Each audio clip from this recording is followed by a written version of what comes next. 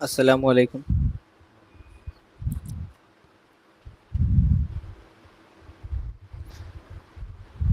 تو سورت کہف میں ہمارا درس پچھلے ہفتے تو نہیں ہو پایا تھا کسی وجہ سے۔ اس سے پچھلے ہفتے جو ہے درس آیت نمبر 48 تک ہو چکا ہے۔ تو آیت نمبر 49 سے شروع ہوگا اب۔ سورت نمبر 18 آیت نمبر 49 اعوذ باللہ من الشیطان الرجیم ووضع الكتاب فترى المجرمین مشفقین مما فیہ ویقولون یا ویلتنا ما لهذا الكتاب لا يغادر صغيرة ولا كبيرة إلا أحصاها ووجدوا ما عملوا حاضرا ولا يظلم ربك أحدا۔ الحمد للہ رب العالمین والصلاة والسلام علی سید المرسلین اما بعد۔ تو اس آیت میں اللہ سبحانہ وتعالیٰ کہہ رہے ہیں ووضع الکتاب، کہ جو نامہ اعمال کی کتاب ہے اس کو پیش کر دیا جائے گا۔ فطر المجرمین مشفقین مما فیہ، اور جو مجرم لوگ ہوں گے یعنی کہ گنہگار قسم کے لوگ جو کہ کافروں میں سے بھی ہیں مسلمانوں میں سے بھی ہیں، وہ اس کو دیکھ کر ڈریں گے، یعنی کہ اپنے نامہ اعمال کو دیکھ کر ڈریں گے۔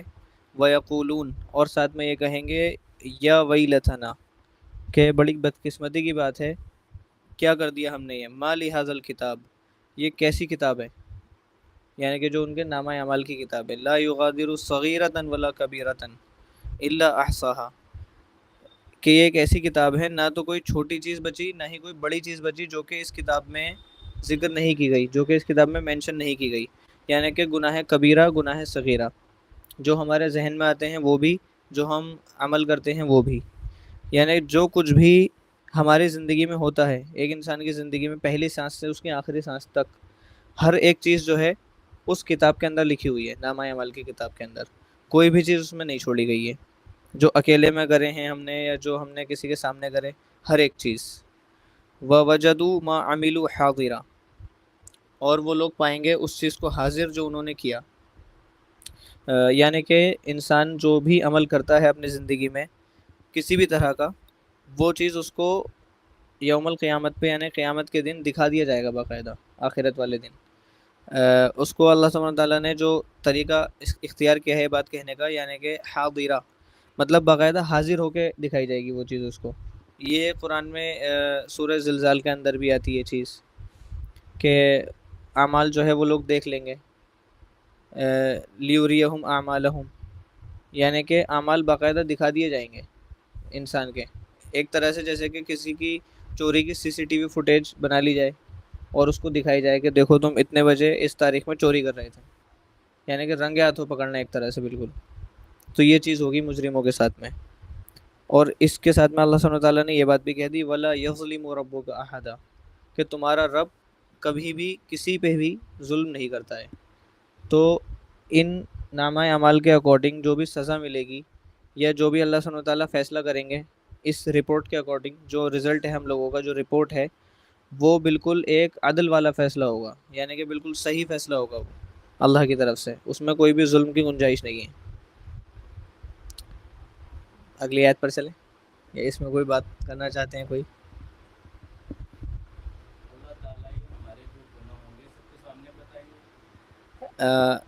اس میں جو ہے دو باتیں ہیں، کچھ لوگوں کے گناہ جو ہے چھپا لیے جائیں گے، کچھ لوگوں کے گناہ جو ہے سب کے سامنے آ جائیں گے۔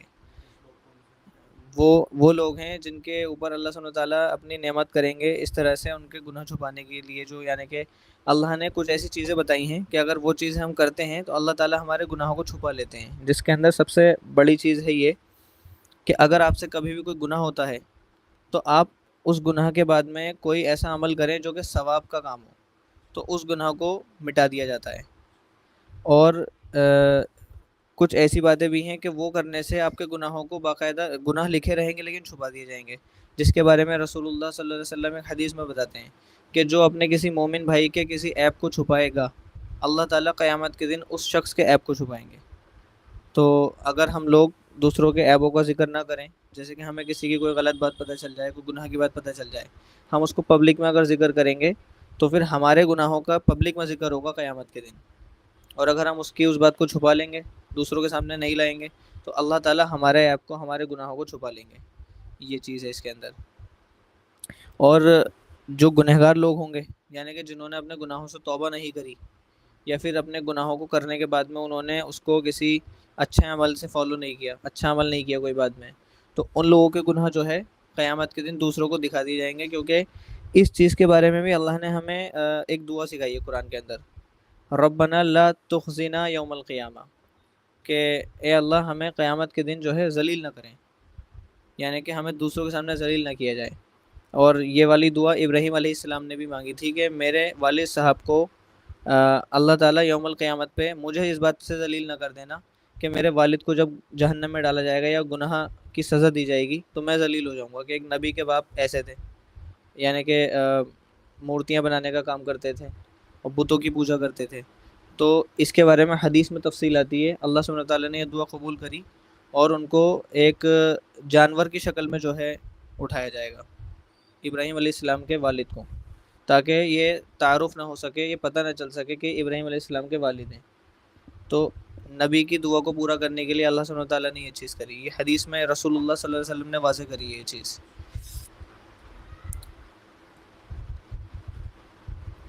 اگلی آیت ہے آیت نمبر 50. وَإِذْ قُلْنَا لِلْمَلَائِكَةِ اسْجُدُوا لِآدَمَ فَسَجَدُوا إِلَّا إِبْلِيسَ كَانَ مِنَ الْجِنِّ فَفَسَقَ عَنْ أَمْرِ رَبِّهِ أَفَتَتَّخِذُونَهُ وَذُرِّيَّتَهُ أَوْلِيَاءَ مِن دُونِي وَهُمْ لَكُمْ عَدُوٌّ بِئْسَ لِلظَّالِمِينَ بَدَلًا.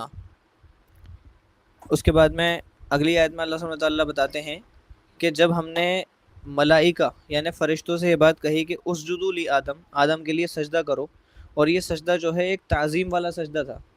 پہلے اللہ سبحانہ تعالیٰ نے سجدے کی اجازت دے رکھی تھی، یعنی کہ اجازت بھی کیسے، ایسے نہیں کہ کسی کو بھی سجدہ کرتے پھر رہے ہیں، جب اللہ تعالیٰ کہیں گے تب سجدہ کیا جائے گا. تو اللہ نے اپنی ایک نئی خلقت بنائی آدم، اور یہ فرشتوں کو میسج دینے کے لیے، یہ بات بتانے کے لیے کہ تم سے بہتر مخلوق ہے، فرشتوں کو یہ حکم دیا کہ تم سجدہ کرو. اور فرشتوں کی ہی مجلس میں ابلیس بھی رہتا تھا جو کہ شیطانوں کا سردار ہے، یعنی سب سے بڑا شیطان ہے. تو ابلیس بھی کیونکہ اسی مجلس میں رہتا تھا تو اس کے اوپر بھی یہی حکم آیا. تو ایک عام طور پہ یہ حکم تھا فرشتوں کے لیے اور اس جن یعنی کہ ابلیس کے لیے کہ سب لوگ سجدہ کریں آدم کو، یعنی کہ جو ہم نے نئی مخلوق بنائی ہے، جس سے کہ آپ لوگ یہ اندازہ کر سکیں کہ یہ مخلوق کتنی بڑی مخلوق ہے، کتنا شرف ہے اس کا، کتنا آنر ہے. تو فسجدوا، سبھی فرشتوں نے اسی پل اس امر کو مانا، اس حکم کو مانا فوراً ہی، بنا کوئی ہچکچاہٹ کے. الا ابلیس، ابلیس کے علاوہ، ابلیس نے ایسا نہیں کیا. اور ایسا نہ کرنے پہ اس کا کیا رزلٹ ہوا؟ کان من الجن، وہ ایک جنوں میں سے ایک مخلوق تھا، یعنی کہ جن مخلوق کا ایک جنس ہے یہ ابلیس. ففسق عن امر ربی، تو اس نے نافرمانی کر دی اپنے رب کے اس حکم کی. تو یہ اللہ سبحانہ تعالیٰ نے ایک رپورٹ پیش کری، ایک واقعہ بتایا ابلیس کا، کہ ابلیس ایک ایسے مخلوق ہے جس نے اپنے رب کی اتنی بڑی ایک کمانڈ کو، ایک حکم کو نہیں مانا. پھر اس کے بعد میں اللہ تعالیٰ ایک سوال پوچھتے ہیں، افتتخذونہ وذریتہ اولیاء من دونی، تو کیا تم اس کو یعنی کہ ابلیس کو اور اس کے جو ڈسینڈنٹس ہیں یعنی کہ جو اس کی پشتے ہیں ان کو، کیا تم ان لوگوں کو اپنا دوست ماننا چاہتے ہو میرے علاوہ؟ یعنی کہ میرے مقابلے میں تم ابلیس کو اور ابلیس کے ساتھیوں کو، ابلیس کے سپورٹرز کو رکھو گے. وَهُمْ لَكُمْ عَدُوٌّ، جبکہ وہ سب تمہارے لیے دشمن ہیں. بِئْسَ لِلظَّالِمِينَ بَدَلًا، یقیناً یہ بہت ہی گھٹیا بدل ہوگا، یعنی کہ بہت ہی خراب سبسٹیٹیوٹ ہوگا، بہت ہی خراب آلٹرنیٹیو ہوگا. یعنی کہ تم رب کو چھوڑ کر ابلیس کی بات کو مانو یا ابلیس کے فالو کرنے والوں کی بات کو مانو. تو یہاں پہ اللہ نے ایک طرح سے سوال کے انداز میں پوچھا جس سے کہ آدمی خود عقل لگا سکے. اس طرح کے سوال جو پوچھے جاتے ہیں وہ سامنے والے کی عقل کو کھولنے کے لیے کیے جاتے ہیں. جیسے کہ آپ سے کسی بہت ہی آبویس بات کا سوال کیا جائے اس کو یہ سمجھانے کے لیے کہ یعنی کہ اس کو ہمیں کوئی فیکٹ بتانا ہے، کسی کو ہم کوئی اگر بالکل فطرت سے ہٹ گیا ہے، کوئی یہ کہنے لگ جائے کہ بھائی سورج جو ہے اب ویسٹ سے نکل رہا، تو ہم ایسے موقع پہ اس سے اس طرح کا سوال کرتے ہیں، بھائی سورج ایسٹ سے نہیں نکلتا، اس طرح سے. تو ہم ایک سوال کی ٹون میں بات کرتے ہیں لیکن ہمارا مقصد یہ ہوتا ہے کہ وہ حقیقت کو جان لے، یعنی کہ جس کا جواب پہلے سے بالکل واضح ہوتا ہے اس چیز کا بھی سوال کیا جاتا ہے کبھی کبھی، یاد دہانی کرانے کے لیے، عقل پر روشنی ڈالنے کے لیے۔ تو اس طرح سے اللہ سبحانہ تعالیٰ نے یہاں پر پوچھا ہے کہ کیا تم اس کو اپنا دوست ماننا چاہو گے میرے مقابلے پہ، جس نے اللہ کے اتنے بڑے امر کو اس طرح سے ٹھکرا دیا تھا، جبکہ دوسرے لوگ اس امر کو مان رہے تھے، یعنی کہ فرشتے۔ تو اس غلطی کی وجہ سے ہی ابلیس جو ہے وہ بالکل الگ ہو گیا فرشتوں کی مجلس سے، اور اس نے پھر یہ وعدہ کیا کہ میں آپ کے بندوں کو جو ہے بہلاؤں گا اور بھٹکاؤں گا صحیح راستے سے۔ پھر اللہ سبحانہ تعالیٰ نے بھی یہ بات کہی کہ میرے جو نیک اور مخلص بندے ہیں وہ تیری باتوں میں نہیں آئیں گے۔ تو یہ جو ہے دوسری صورت میں، صورت اعراف میں زیادہ تفصیل سے پوری کانورسیشن ملے گی ہمیں، یہاں اتنی ہی بات تھی۔ آگے بڑھیں۔ یہ جو ابلیس ہے جی تو یہ اللہ تعالیٰ کے سامنے اللہ تعالیٰ کو دیکھ رہا تھا، اللہ تعالیٰ کی مخلوق کو دیکھ رہا تھا، اللہ تعالیٰ کی جو کائنات میجسٹی ہے اس کو پورا وہاں دیکھ رہا تھا فرشتوں کے ساتھ، جی فرشتوں کے ساتھ۔ اب فرشتے جو ہیں اللہ تعالیٰ کو جب پورا دیکھتے ہیں ان کے پاس ول پاور نہیں ہے، وہ اللہ تعالیٰ کے ہر امر پہ ایک دم مطلب اس کو کر گزرتے ہیں۔ تو یہ جو اللہ تعالیٰ کو دیکھ بھی رہا تھا، مطلب اللہ تعالیٰ کی ایک میجسٹی دیکھ چکا تھا، اس کے بعد اس نے انکار کر ایسا کیوں کرا اس نے؟ اچھا سوال ہے۔ دوسری بات یہ دوسرا سوال یہ کہ یہ اس لیول پہ کیسے پہنچ گیا، فرشتوں کی گیدرنگ میں کیسے گئے؟ اور تیسری بات یہ کیا اللہ تعالیٰ نے مطلب اس کو یہ حکم جب دیا تو یہ فرشتے پلس ابلیس دونوں کے لیے حکم تھا؟ یہ تین سوال ہیں۔ ٹھیک ہے، پہلے سوال کا جواب تو یہ ہے کہ سوال یہ ہے نا آپ کا کہ بھائی اس نے اتنے بڑے حکم کو کیوں ٹھکرا دیا جب یہ سب کچھ دیکھ رہا تھا، اللہ کی اس نے یعنی تجلی بھی دیکھ لی، اللہ کی اس نے سارا اپنا اللہ کا جو ملک ہے پورا کنگڈم اللہ کا وہ دیکھ رکھا ہے اس نے۔ ایک اس میں ایڈ کرتا ہوں کیونکہ جب آخرت میں یوم القیامت ہم سب کو اٹھایا جائے گا تو وہاں پر ابو جہل بھی مان لیا جائے گا اس وقت، مطلب ہر ایلن مسک بھی، بل گیٹس بھی، ٹرمپ بھی، مودی صاحب بھی، ہر سب بندے مان لیا جائیں گے جب اللہ تعالیٰ کی میجسٹی دیکھ کے، یہی حدیث میں آتا ہے کہ اس وقت ایمان لے آئیں گے۔ تو جب اللہ تعالیٰ کی میجسٹی دیکھ رہا تھا تو یہ اس نے حکم ایمان تو تھا اس کے بعد، لیکن اس نے کفر کیوں کرا، انکار کیوں کر دیا، ابا کر دیا؟ اس میں دیکھیے جب اس کی پوری تفصیل جو ہے وہ حدیثوں میں بیان کی گئی ہے اور دوسری قرآن کی آیتوں میں بھی ہے کہ جب اللہ سبحانہ تعالیٰ نے آدم علیہ السلام کو بنایا تھا تو وہ ایک پورا پروسیس تھا۔ تو اللہ سبحانہ تعالیٰ نے پہلے ایک پتلا بنایا تھا، پھر کچھ دن اس کو ایسے ہی رہنے دیا تھا۔ تو اس ٹائم پیریڈ میں جو ابلیس تھا، ابلیس کے ذہن میں یہ چیز آ گئی تھی کہ میں اس سے کچھ بہتر ہوں، یہ حدیثوں میں تفصیل آئی ہے، اور یہ باقاعدہ قرآن میں، ہاں یہ باقاعدہ قرآن کے اندر جو ہے آیات اس طرح کی آئی ہیں۔ تو اس نے جو ہے یہاں پہ جو بات کی ہے وہ مٹیریلسٹک بات کی ہے ابلیس نے۔ ابلیس کا کہنا یہ تھا اس میں کہ بھائی یہ جو چیز ہے یہ مٹی سے بنائی جا رہی ہے، یعنی کہ جنس کسی بھی چیز کا، دیکھیے جنس اللہ تعالیٰ کسی ایک پرٹیکولر چیز سے بناتے ہیں، بعد میں جو خلقت ہوگی وہ اللہ کا اپنا طریقہ ہے کس طرح سے پیدا کریں گے۔ جیسے کہ انسان کا جو جنس ہے یعنی کہ جو پہلا اوریجن ہے وہ مٹی سے بنایا، لیکن اب اس کے بعد میں کس طرح سے ہوتا ہے ریپروڈکشن کے ذریعے انسانوں کا جنم، وہ پتہ ہے ہمیں۔ تو اس جنس کو یعنی کہ انسان کو اللہ نے مٹی سے بنایا، تو اس چیز کو دیکھ کر ابلیس نے یہ بات کہی کہ بھائی میں تو اس سے بہتر ہوں، یہ مٹی سے بنایا گیا ہے، میں آگ سے بنایا گیا ہوں، آگ جو ہے ایک بہتر مٹیریل ہوا مٹی کے سامنے۔ تو اس نے اپنے علم پر فیصلہ لیا، جو اس کا علم تھا یہ تھا کہ بھائی مٹی سے بہتر ہے آگ، یہ اس کا علم تھا، حالانکہ اس کا الٹا ہوتا ہے، مٹی آگ سے بہتر نہیں ہو سکتی۔ مٹی فائدہ مند چیز ہے، اپجاؤ چیز ہے، آگ نشٹ کرنے والی، ہلاک کرنے والی چیز ہے۔ مٹی سے زندگی ملتی ہے، آگ سے زندگی ختم ہوتی ہے، اور آگ کو بجھایا جا سکتا ہے مٹی کے ذریعے۔ آپ نے دیکھا ہوگا ریتا رکھا ہوا ہوتا ہے جگہ جگہ بڑی بڑی بلڈنگز میں آگ بجھانے کے لیے فائر ایکسٹنگویشر کے ساتھ میں۔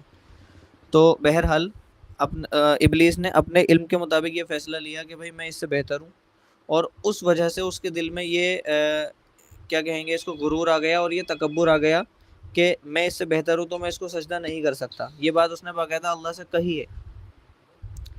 تو ایک تو ریزن یہ ہے کہ اس نے اس امر کا انکار کر دیا. اس سے یہ بات پتہ چلتی ہے, یہ دلیل ملتی ہے کہ ایک مخلوق کی انا, مخلوق یعنی کہ میں اس لیے کہہ رہا ہوں کہ جن ہو یا انسان, جن یا انسان کی انا جو ہے وہ اس کے ایمان پہ غالب ہو سکتی ہے, اس کے ایمان پہ غالب ہو سکتی ہے, اس کے علم پہ بھی غالب ہو سکتی ہے. تو یہ پہلا سوال کا جواب ہے. نہیں, فزکس نہیں, انسان کی جو انا ہے, جو غرور ہے, اس کا جو ایگو ہے, یا پھر جو اس کی یہ والی بات ہے کہ میں بہتر ہوں باقی غلط ہیں, یہ والی چیز اس کے ایمان پر غالب ہو سکتی ہے. یعنی کہ اگر کوئی بہت زیادہ متقی اور زیادہ ایمان والا شخص ہے, زیادہ علم والا شخص ہے, تو یہ اس بات کی دلیل نہیں ہے کہ اس کے اوپر یہ چیز غرور والی غالب نہیں ہوگی. یہ اس بات کی دلیل ہے. فری ول کی ڈیفینیشن ہی یہی ہے. ہاں, فری ول کی ایک طرح سے ڈیفینیشن یہ ہے. جن اور انس کو فری ول جی, یعنی کہ ان تین مخلوقوں میں, فرشتوں میں, جنوں میں اور انسانوں میں, اللہ نے فرشتوں کو یہ فری ول یعنی کہ جو اختیار ہے عمل کو کرنے کا وہ نہیں دے رکھا. جو بھی حکم اللہ تعالیٰ دیں گے وہ فرشتوں کو کرنا ہی کرنا ہے. یہ قرآن کے اندر ہے, لا یعصون اللہ ما امرہم, یعنی کہ فرشتوں کے بارے میں اللہ تعالیٰ کہتے ہیں کہ جو اللہ ان کو حکم دے دیتے ہیں وہ اس کی نافرمانی نہیں کر سکتے, کر ہی نہیں سکتے. وہ فرشتوں کو اس طرح بنایا اللہ نے, اور انسان اور جن کو اس طرح بنایا ہے. وَهَدَيْنَاهُ النَّجْدَيْنِ, کہ آپ کو دو راستے دکھا دیے, صحیح اور غلط, فیصلہ آپ کو لینا ہے کیا لیں گے. یہ انسان اور جن کا طریقہ ہے. تو اس پہ ہمیں اپنے علم کے مطابق اور اللہ کی شریعت کے مطابق فیصلہ لینا ہوتا ہے. لیکن اس جگہ پہ جن نے یعنی کہ ابلیس نے الٹا کیا, اس نے صرف اپنے علم کے مطابق فیصلہ لے لیا. اس کے علم میں مٹی آگ سے زیادہ خراب ہے, تو اس وجہ سے اس کے دل میں یہ انا آ گئی یا غرور آ گیا کہ میں سجدہ نہیں کروں گا اس کو. پہلے سوال کا تو جواب یہ تھا. اب اس میں دوسرا سوال تھا آپ کا کہ وہ اس محفل میں کیسے پہنچا, یعنی کہ فرشتوں کی محفل میں کیسے پہنچ گیا ایک جن. تو اس کا آنسر یہ ہے کہ اللہ سبحانہ تعالیٰ نے اپنے کچھ طریقے بتائے ہیں جس کے ذریعے آپ اللہ کے قریب آ سکتے ہیں. اب ہم اس وقت کی اگر مخلوق کی بات کریں, جی فرشتوں کا یعنی کہاں مجلس ان کی یہ چیز سمجھائی جائے اور جن کہاں ہے, پھر اس کے بعد پہنچا کیسے بتایا جائے. ٹھیک ہے, ٹھیک ہے. دیکھیے اللہ سبحانہ تعالیٰ نے ہر ایک مخلوق کے لیے ایک جگہ بنا رکھی ہے. تو اسی طرح سے ایک ایسا مقام بنایا گیا ہے یعنی کہ ساتوں ہیونس کے اوپر, یعنی کہ 7 آسمانوں کے اوپر, جہاں پہ فرشتوں کی مجلس ہے, اللہ کا کنگڈم جس کو کہا جاتا ہے, ملک. تو اس جگہ پہ فرشتوں کی مجلس لگتی ہے. اور اس کے اوپر بھی ایک جگہ ہے یعنی سدرۃ المنتہا, جس جگہ پہ فرشتوں کو بھی جانے کی اجازت نہیں ہے. یعنی کہ اللہ سبحانہ تعالیٰ کی جگہ ہے, وہ اللہ کا عرش ہے, وہاں پہ, وہاں کوئی نہیں جا سکتا. تو جو فرشتوں کا جو مقام ہے, جو فرشتوں کی جگہ ہے, اس جگہ پہ جن اس طرح پہنچا کہ اللہ نے اپنے ہر ایک شریعت میں ہر ایک مخلوق کے لیے ایسے احکام بتائے ہیں, ایسے طریقے بتائے ہیں جس سے کہ آپ اللہ کے قریب آ سکتے ہیں. اور اللہ کے قریب آنے کی جو ڈیفینیشن ہے وہ ہر مخلوق کے لیے اور ہر زمانے کے لیے الگ ہوتی ہے. موسیٰ علیہ السلام کو اللہ سبحانہ تعالیٰ نے کیا معجزہ دیا تھا؟ وہ اللہ سے بات کر سکتے تھے, ڈائریکٹ اللہ سے بات کر سکتے تھے. اور عیسیٰ علیہ السلام کو اللہ سبحانہ تعالیٰ نے کیا معجزہ دیا؟ پیدائش کے فوراً بعد ہی بات کر سکتے تھے, اور پوری کی پوری جو ہے انجیل یعنی بائبل ان کو حفظ کرا کے بھیجا گیا تھا. پوری کتاب تھی ان کے پاس, عیسیٰ علیہ السلام کے پاس میں. اور اسی طرح سے دیگر انبیاء کا بھی ہے. انجیل آپ نے کیا بائبل, جی بائبل جو کرسچنز پڑھتے ہیں وہی انجیل ہے یا وہ الگ ہے, وہ انجیل الگ ہے. جی, اس کے اندر یہ بات ہے کہ جو انجیل ہم لفظ کہتے ہیں عربک کا, وہ کئی ساری بکس کا کمبینیشن ہے. اور اس کمبینیشن میں سے ایک بک ہے بائبل, جو کہ اس وقت بائبل کے نام سے جانی جاتی ہے. اگر انجیل کو انگلش میں صحیح سے کہیں تو لفظ ہوگا گوسپل. گوسپل لفظ کہا جائے گا, گوسپل, کیونکہ انجیل کے اندر کئی ساری بکس آتی ہیں. انجیل کے اندر داؤد علیہ السلام کو دی جانے والی بھی بکس آتی ہیں. تو اللہ سبحانہ تعالیٰ نے ان کو انجیل سکھا کر بھیجا تھا. آج کے ٹائم پہ جو بائبل پڑھی جاتی ہے کرسچنز کے ٹائم پہ, جی تو وہی انجیل ہے اصل یا وہ الگ چیز ہے؟ نہیں, وہ اصل انجیل نہیں ہے. وہ انہوں نے اپنی طرف سے بنایا, وہ انہوں نے اپنی طرف سے, ایک تو بائبل کے اندر یعنی انجیل کے اندر بہت ساری تحریفات کر دی گئیں, یعنی کہ جو عیسیٰ علیہ السلام کی خود کی کہی ہوئی باتیں ہیں اس میں.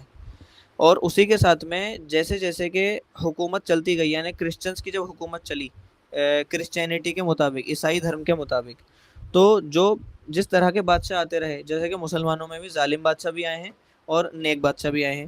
تو جس طرح کے بادشاہ لوگ آتے رہے اس طرح سے وہ اس کو چینج کرتے گئے, اس میں تحریف کرتے گئے. اور ایک زمانہ ایسا آیا تھا کہ جو ہے جو پوپ ہوتے تھے, یعنی کہ جو ایک طرح سے عیسائیت میں پادری ہوتے ہیں, تو وہ اپنے مطابق چیزوں کو کر لیا کرتے تھے. یعنی کہ عوام کو زیادہ سے زیادہ کرسچینٹی پر لانے کے لیے کرسچنس نے یہ چیزیں کری, اور کرسچن ریلیجن کی یہ ہسٹری رہی ہے. ان کا مقصد ہمیشہ فالوورز بڑھانا ہوتا ہے, اللہ کی شریعت پوری چلانا نہیں ہوتا. ہمیشہ سے ان کا یہ مقصد رہا ہے. اب سے 100 سال پہلے ایسی بہت ساری چیزیں تھیں جو کرسچن ریلیجن میں اس وقت حلال ہیں, پہلے حرام تھیں. جیسے کہ پردہ اس میں سے ایک ہے. تو پردہ بہت زیادہ شدت سے کرسچنز میں فالو ہوتا ہے, اور آج بھی یوتھوپیا ایک کنٹری ہے افریقہ کی, اس جگہ پہ ایسے متشدد کرسچنز رہتے ہیں جن کو کیتھولک کرسچنز کہا جاتا ہے. وہ مسلمانوں کی طرح پردہ کرتے ہیں, عیسائی. اور امریکہ میں ایک گاؤں ہے, ایمش گاؤں, ایک ولیج ہے, اس جگہ پہ بھی کرسچنز ایسے ملیں گے جو ہمیشہ سر ڈھک کر رہتے ہیں, مرد, اور ان کے چہرے پر داڑھی ہوتی ہے, پراپر داڑھی, جیسے کہ ہم مسلمز رکھتے ہیں, لمبی داڑھی, باقاعدہ داڑھی نہیں کاٹتے وہ بالکل بھی, اور مونچھیں اپنی ہلکی کرتے ہیں. ایسے بھی کرسچنز ملیں گے آپ کو امریکہ کے ایک گاؤں میں, اور آئرلینڈ میں بھی کچھ لوگ اس طرح کے ہیں. تو الگ الگ موقعوں کے حساب سے کرسچنز اپنی چیزوں کو چینج کرتا ہے. تو اسی کا ایک حصہ ہے یہ بائبلز کا الگ الگ بننا. اس چکر میں old Testament, new Testament, king James version, اور الگ الگ جو عیسیٰ علیہ السلام کے صحابی حضرات تھے ان کے ناموں پہ کتابیں بنا دی گئی.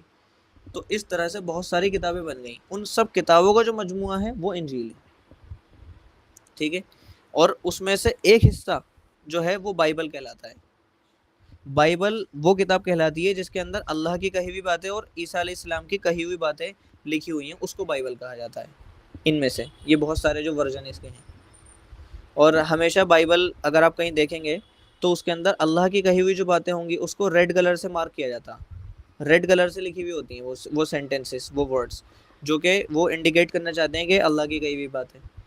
حالانکہ بائبل میں ایسا ہوتا ہے نہیں, اللہ پہ بلیو کرتے ہیں.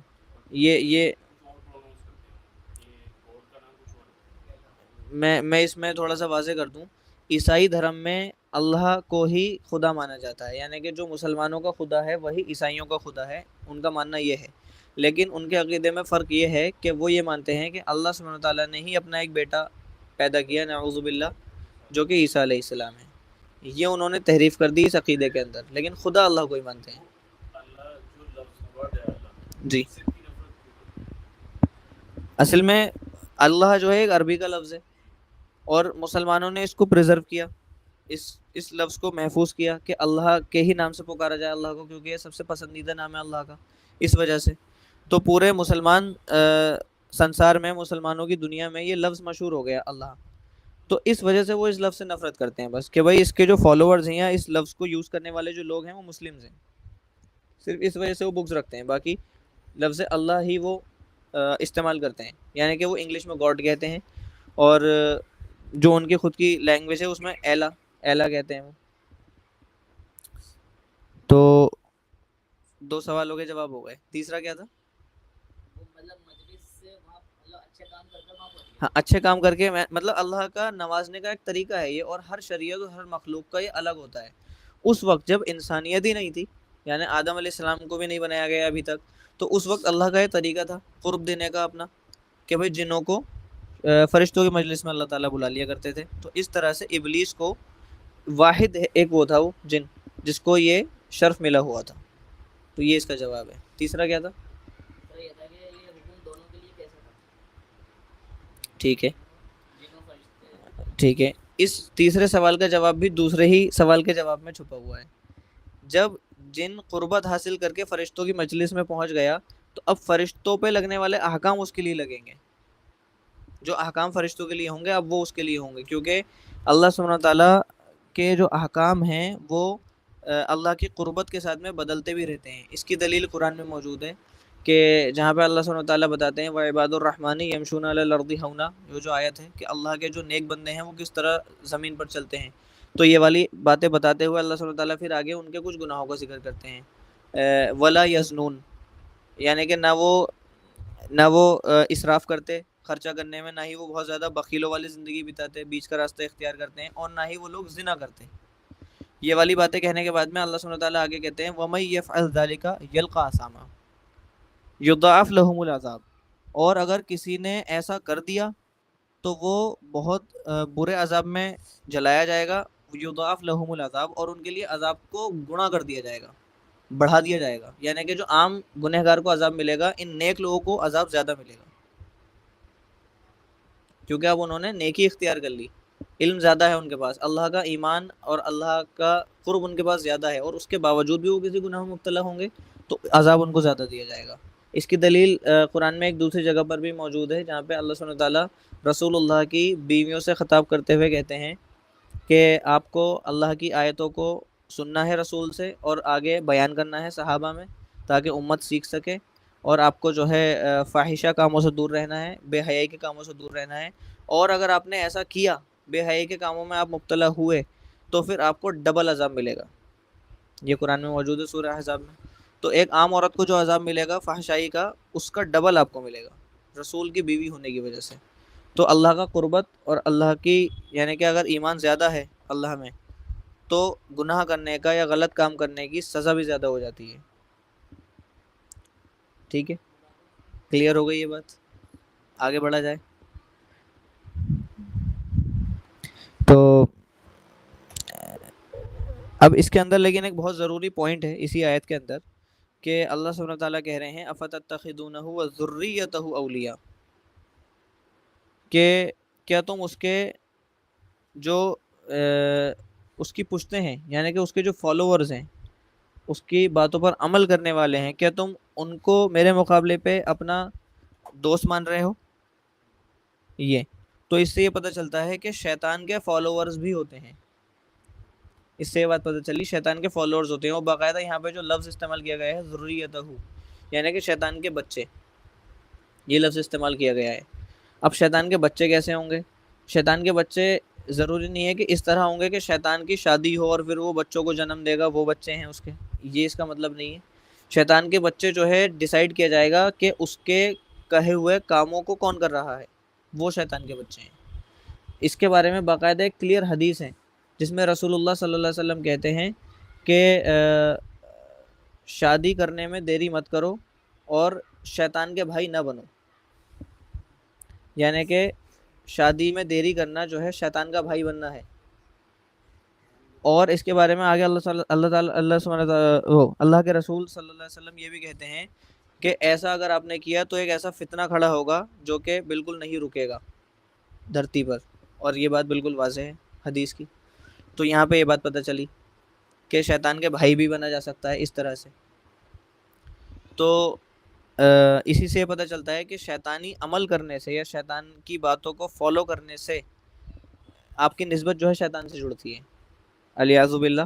لیکن اس طرح سے جو ہے اللہ تعالیٰ نے اس چیز کو ایکسپلین کیا۔ ایک بات یہ کہ شیطان جو ہے انسانوں سے مشورہ لینا، مطلب کوئی آئیڈیا شیطان کو نہیں آ رہا، انسان نے اس کو آئیڈیا دے دیا، مطلب انسان تو سیکھ گیا وہ، جیسے شیطان تو ہمیں آئیڈیا وسوسہ دیتا ہی ہے، وسوسے سے صدور الناس دیتا ہے، لیکن کیا انسان بھی اس لیول میں پہنچ سکتا ہے کوئی شر الناس کہ وہ شیطان کو آئیڈیا دینا چاہیے؟ شیطان نہیں سیکھتا انسان کی کسی مطلب بیہیویئر سے، ان کی سائیکولوجی کے طور اطوار سے، ماڈل آپرینڈی کو شاید چینج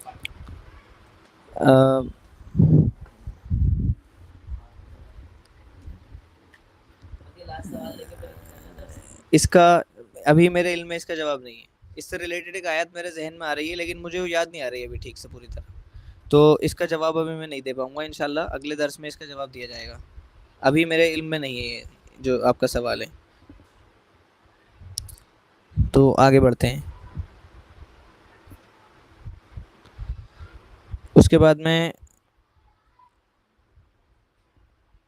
اگلی آیت ہے آیت نمبر 51، چھوٹی سی آیت ہے اگلی۔ ما اشهدتهم خلق السماوات والارض ولا خلق انفسهم وما كنت متخذ المضلين عضدا۔ اگلی آیت میں اللہ سبحانہ وتعالیٰ بتا رہے ہیں کہ ما اشهدتهم، یعنی کہ میں نے گواہی نہیں دی ان کی، خلق السماواتی والارض، یعنی کہ آسمانوں کے اور زمین کی خلقت کی، ولا خلق انفسہم، اور نہ ہی ان لوگوں کی خلقت کی، وما کنتو متخذ المضلین عضودا، اس کے معنی یہ ہوئے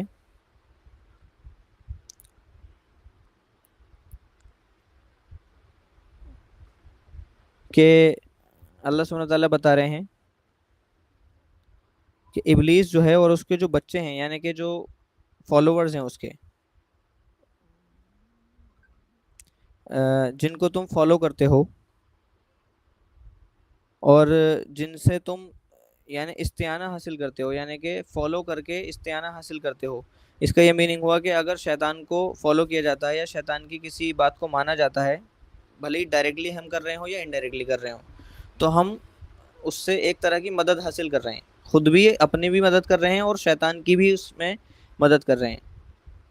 تو اللہ سبحانہ تعالیٰ یہ کہہ رہے ہیں کہ میں نے گواہی نہیں دی،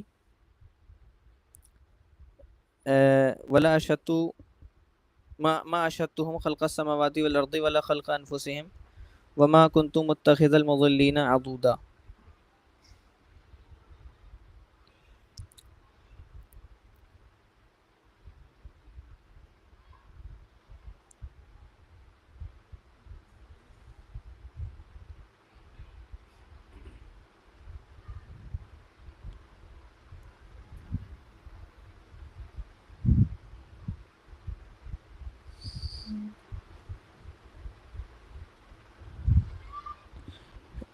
ایک منٹ دیں آپ لوگ، اس میں مجھے اس میں تفسیر دیکھ کر بتانا چاہوں گا، کیونکہ اس کا میننگ میں اپنے پاس سے کچھ بتانا نہیں چاہ رہا۔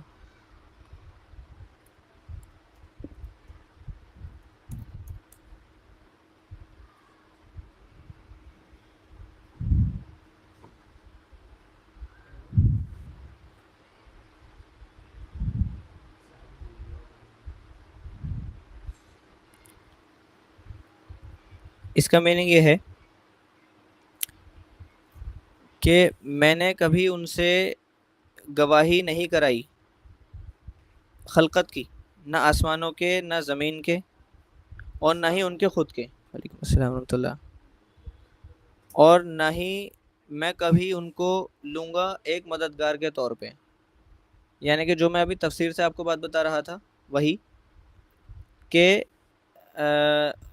مددگار کے طور پہ لینے کا مطلب کیا ہے شیطان کو، کہ کبھی بھی شیطان کا اگر آپ عمل کرتے ہیں یا شیطان کی بات کو آپ فالو کرتے ہیں، شیطان کی بات کو فالو کرنے کا یہ مطلب نہیں ہے کہ شیطان آپ سے خود کچھ کہہ کے جاتا ہے اور آپ اس کو عمل کریں۔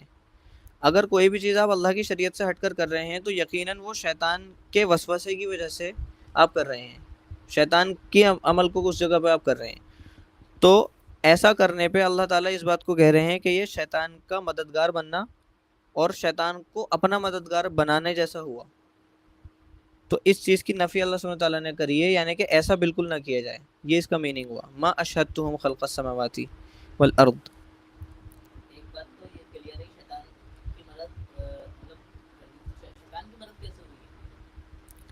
شیطان کی مدد تو بہت آسانی سے واضح ہو گئی یہ بات، مشن یہ ہے کہ بھئی اللہ کے خلاف انسان کو لے کر جانا، بالکل جب انسان خود ہی اللہ کے خلاف چلا گیا، وہ اس کے یعنی شیطان کے مقصد پہ خود ہی آ گیا، ایسے شیطان کی مدد ہوئی، جو اس کا مقصد ہے اللہ سے دور کرنا اس کے بندے کو، وہ بندہ خود ہی دور ہو جاتا ہے۔ مطلب یہ بہت واضح ہے بھئی، شیطان کا مشن یہ ہے کہ بھئی وہ بندوں کو بھٹکائے گا۔ اب کوئی شخص شریعت سے ہٹ کر کوئی کام کرے تو جو شیطان کا مشن تھا وہ مکمل ہو رہا، تو شیطان کی مدد ہوئی اس طرح سے۔ تو یہ آیت نمبر 51 تھی، انشاءاللہ آیت نمبر 52 سے کنٹینیو کیا جائے گا اگلے ہفتے۔ آج کا درس یہیں پہ ختم کیا جاتا ہے۔ وآخر دعوانا ان الحمد للہ رب العالمین۔